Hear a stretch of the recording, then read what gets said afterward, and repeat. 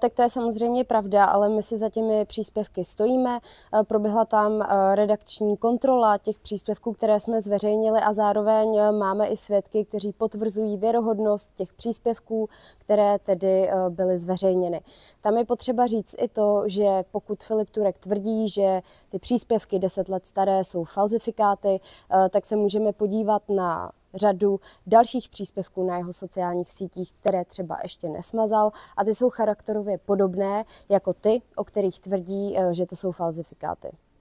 Tím, že jsme se tady zajímali o aktivity možného budoucího ministra zahraničních věcí, tak jsme investigativní činností dospěli a získali jsme tyto materiály. Poté, co jsme je ověřili minulý týden, tak jsme je i hned publikovali a rozhodně jsme na nic nečekali.